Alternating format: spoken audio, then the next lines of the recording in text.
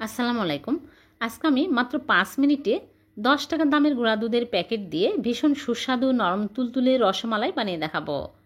এত কম খরচে এত কম সময়ে যে মজার মিষ্টি তৈরি করা যায়, আমার এই ভিডিও না দেখলে বুঝতেই পারবেন না। খুবই সহজ বানানো, যে কেউ খুব সহজে বানিয়ে নিতে পারবেন। আর খেতে হবে দুর্দান্ত স্বাদের।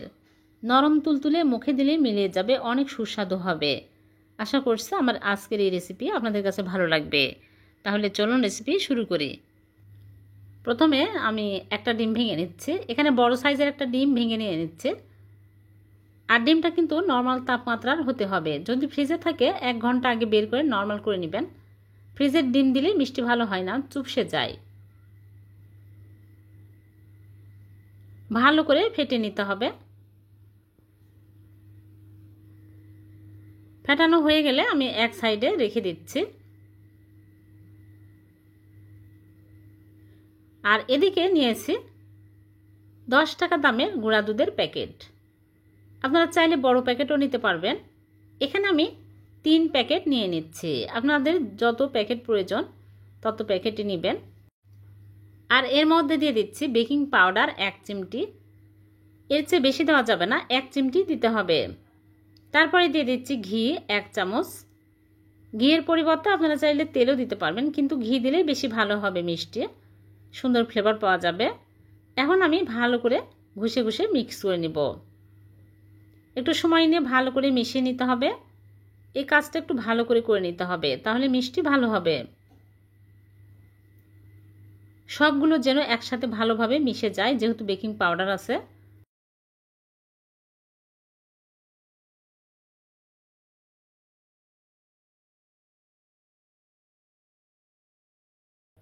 মেশানো হয়ে গেলে আমি ডিমের মিশ্রণ অল্প অল্প করে দিব আর মেখে নিব।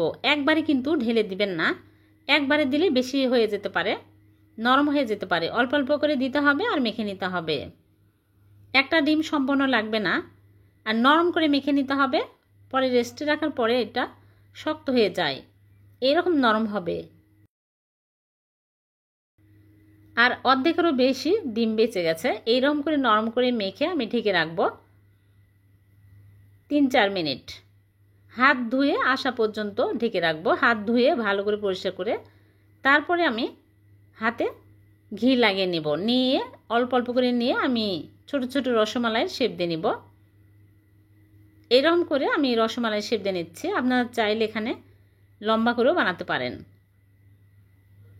আর মিষ্টিগুলো একদম মসৃণ করে বানিয়ে নিতে হবে, গায়ে ক্র্যাক থাকা যাবে না। আপনারা ফুল ক্রিম গুঁড়া দুধ নেওয়ার চেষ্টা করবেন, তাহলে মিষ্টি ভালো হয়। এরকম করে সবগুলো মিষ্টি আমি বানিয়ে নিয়েছি। দেখুন অনেকগুলো হয়েছে।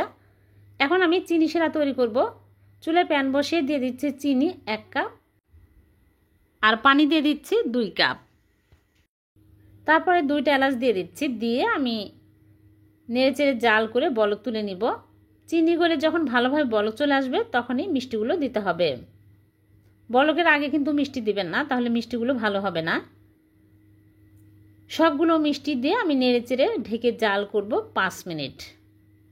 2 মিনিট পর আমি ঢাকনা খুলে মিষ্টিগুলো আলতু করে নেড়েচেড়ে দেব।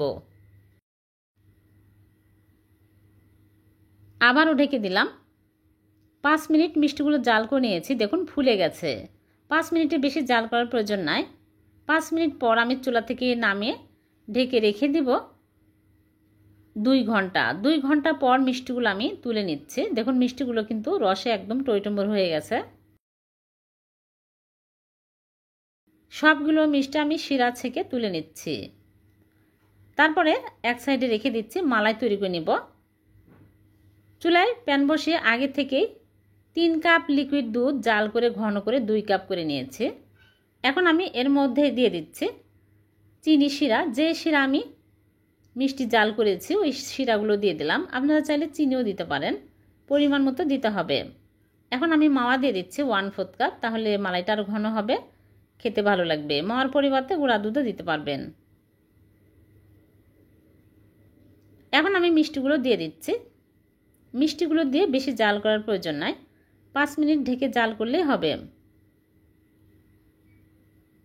5 মিনিট মিষ্টিগুলো জাল করে নিয়েছি আর হয়ে গেছে। এখন আমি চুলা থেকে নামিয়ে নিব। চুলা থেকে নামিয়ে রেখে দিব 2 ঘন্টা। 2 ঘন্টা পর মিষ্টিগুলো সার্ভ করে আপনাদেরকে দেখাবো।